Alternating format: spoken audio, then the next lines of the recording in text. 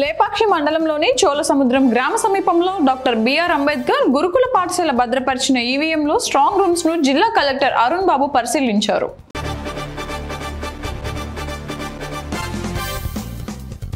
తాడిపత్రి అల్లర్లకు సంబంధించిన ఘటనలో మొత్తం 91 మందిని పోలీసులు అరెస్ట్ చేశారు.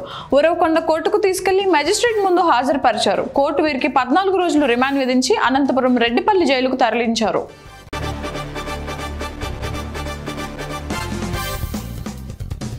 అన్నమయ్య జిల్లా నందలూరు మండలంలో ఓ మోస్తరు వర్షం కురిసింది. మండలంలో వర్షం కురవడంతో రైతులు సంతోషాన్ని వ్యక్తం చేశారు.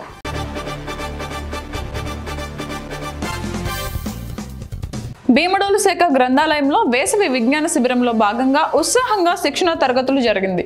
గ్రంథపాలకుడు కె శ్రీనివాస్ ఆధ్వర్యంలో రిజర్వ్ పర్సన్ మండే సుధాకర్ విద్యార్థులకు నీతి కథలు, విజ్ఞాన సంబంధ విషయాలను వివరించారు.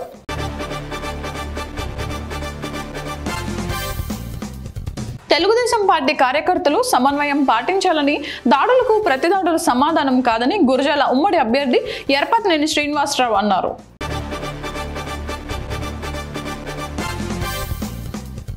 ఉదయగిరి మండలం వడ్డేపాలెం గ్రామంలో శ్రీరామనవమి వేడుకలు జరగనున్నాయి.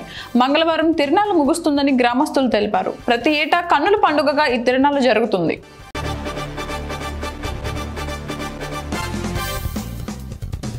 శ్రీ బాలా త్రిపుర సుందరి కూచిపూడి నాట్య విద్యాలయం 30 రోజులు కూచిపూడి తరగతులు రాజన్న సిరిసిల్ల జిల్లా వేములవాడ పట్టణంలో ప్రారంభమయ్యాయి.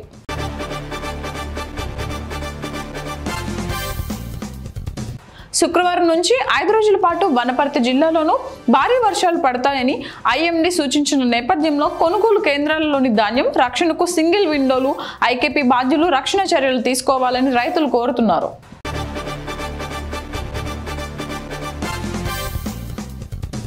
సంగారెడ్డి మండలం సర్వసభ్య సమావేశం ఎంపీపీ అధ్యక్షురాలు లావణ్య అధ్యక్షతన సమావేశ మందిరంలో నిర్వహించారు.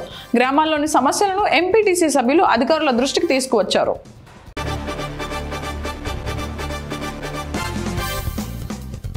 బిజినేపల్లి మండల పరిషత్ సర్వసభ్య సమావేశం సరైన కోరం లేక వాయిదా వేసినట్లు ఎంపీడీఓ కతలప్ప తెలిపారు. కేవలం 4 సభ్యులు, పలువురు అధికారులు మాత్రమే హాజరయ్యారు.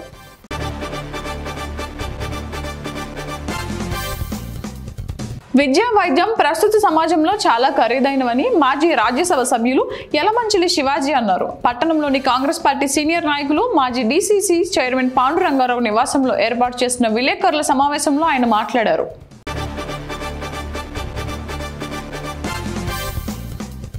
సత్తుపల్లి నుంచి ఆర్సీహెచ్పీకి బొగ్గు రవాణాను ఆపాలంటూ లారీ ఓనర్స్ అసోసియేషన్ ఆధ్వర్యంలో యజమానులు, వారి పిల్లలు సింగరేణి జీఎం కార్యాలయం ఎదుట ప్లకార్డులతో ధర్నా నిర్వహించారు.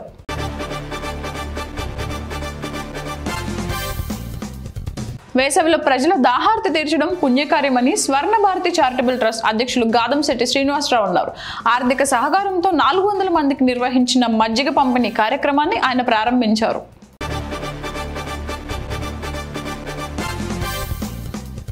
ఖమ్మం జిల్లా మధుర పట్టణంలోని పలు వార్డులలో గల ఖాళీ స్థలాల్లో చెట్లు బాగా పెరిగి చిన్నపాటి అడవులాగా తయారయ్యాయని, దీంతో అవి పందులకు, దోమలకు ఆవాసంగా మారడంతో పలు ఇబ్బందులు ఎదుర్కొంటున్నట్లు స్థానిక ప్రజలు వాపోతున్నారు.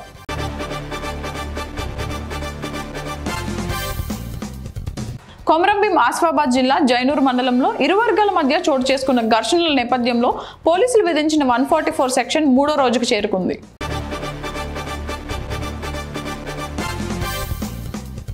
కాలిన విద్యుత్ ట్రాన్స్ఫార్మర్ల రవాణా, ఇతర పనులకు ఖర్చు పెట్టిన డబ్బును తిరిగి చెల్లించాలని రైతులు కోరుతున్నారు.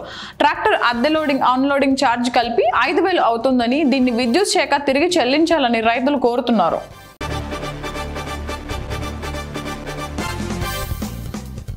రైతులకు రుణమాఫీ, రైతు బంధు, రైతు బీమా వంటి పథకాలు ఇవ్వకుండా రైతులను కాంగ్రెస్ ప్రభుత్వం అరిగోస పెడుతుందని బీఆర్ఎస్ నాయకులు విమర్శించారు.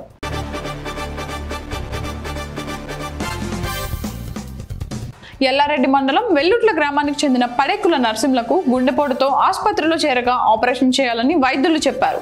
దీంతో అతని కుటుంబ సభ్యులు ఎల్లారెడ్డి ఎమ్మెల్యే మదన్ మోహన్ రావును కలిశారు. ప్రభుత్వం తరపు నుండి 1,60,000 రూపాయలు ఎల్ఓసి అందడంతో ఆ కుటుంబం ఎమ్మెల్యేకు కృతజ్ఞతలు తెలిపారు.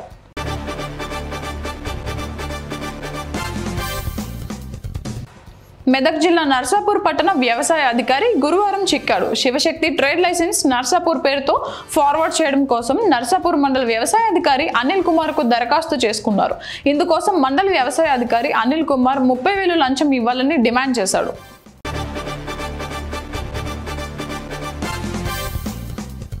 భారతదేశ ప్రజలు కాంగ్రెస్ పార్టీ అధినేత రాహుల్ గాంధీని ప్రధానిగా చేయాలనే ఆశయంతో ఉన్నారని డీసీఎంఎస్ చైర్మన్ జిల్లా కాంగ్రెస్ నాయకులు కొత్వాల శ్రీనివాసరావు అన్నారు.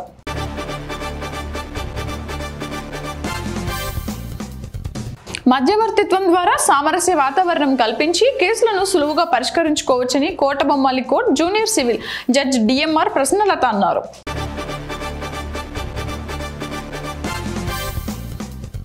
హైదరాబాద్ లో కురిసిన అకాల వర్షానికి వాహనదారులకు చుక్కలు చూపిస్తుంది. పేషెంట్ తో వస్తున్న అంబులెన్స్ నీటిలో చిక్కుకుపోయింది.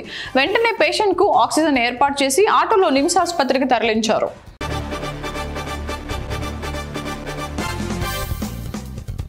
మూసీ పరివాహ ప్రాంతంలోని రైతుల ధాన్యాన్ని ఏ గ్రేడ్ కింద కొనుగోలు చేయాలని సిపిఎం పార్టీ జిల్లా కార్యదర్శి ఎండి జహంగీర్ డిమాండ్ చేశారు. ధాన్యాన్ని వేగవంతంగా కొనుగోలు చేయాలన్నారు.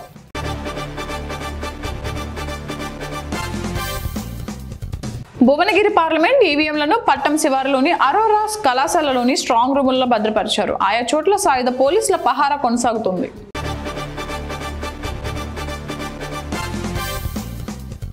ప్రతి ఏటా మే నెలలో ప్రకృతి ప్రియులను అలరించే మే పుష్పం వికసించింది. ఏడాదిలో ఒక్కసారి వికసించే ఈ పుష్పం అందరినీ ఆకట్టుకుంటుంది. మే నెల రాగానే ఈ పుష్పం కోసం అనేక మంది ప్రకృతిని ఆస్వాదించేవారు ఆసక్తిగా ఎదురు చూస్తారు.